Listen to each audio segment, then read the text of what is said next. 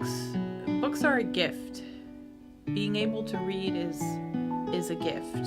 When you're learning how to read, you have to sound out words, and that can come automatically for non-dyslexics, but for dyslexics, that is an excruciating process.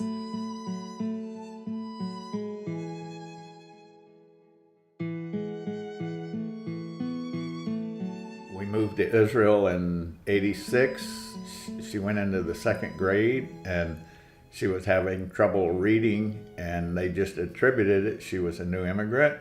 Hebrew and English was confusing and everything. And then in the fourth grade, they knew there was something more serious, so they had her tested and found out that she was dyslexic. If it goes undiagnosed, it can affect them profoundly because they can't read, and then they notice that their peers are all reading and they aren't reading, and so it starts to, they're mostly pretty smart kids, and they notice, oh, why can those kids all read and I can't?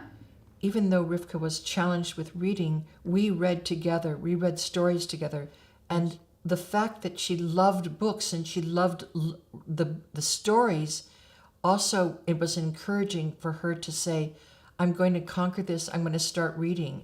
I just love stories so much, but it was such a struggle that the only books that I would read were books that I already knew by heart from the amount of times that somebody would have read them to me. So I already knew every word, and I could sort of, flip the pages and look at the pictures and know what was written on the page.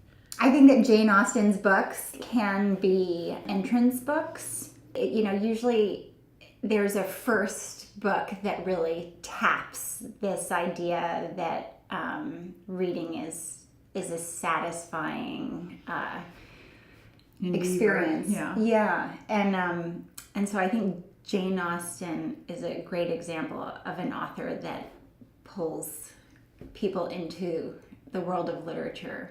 And I found Pride and Prejudice in my cousin's room. Just opened it up and I just started reading, and I'm pretty sure there's a lot of words in there that I didn't read correctly, and I'm pretty sure that I pronounced a lot of the names incorrectly in my head as I was reading it, but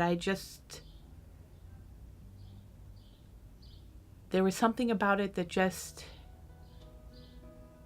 captured my imagination, and it made me not care. It made me not care that I couldn't read right.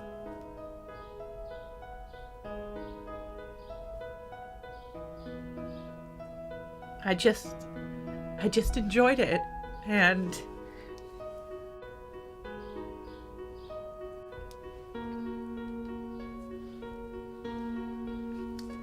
it was the first book that I feel like I read on my own. Like for me, I can't imagine living without reading. It's such a big part of my life. But it was certain books that pulled me in, and I think for dyslexics, that connection is even more important because there's more. It motivates them. It's just harder work. There's more struggle. I don't know where I would be if I didn't pick up that book when I was 12. I don't know if there is another writer out there that would have inspired me to just read, because it was so good. It was so good that I forgot that it was hard. To me, reading is paradise, and that is what Austen gave me. She gave me reading.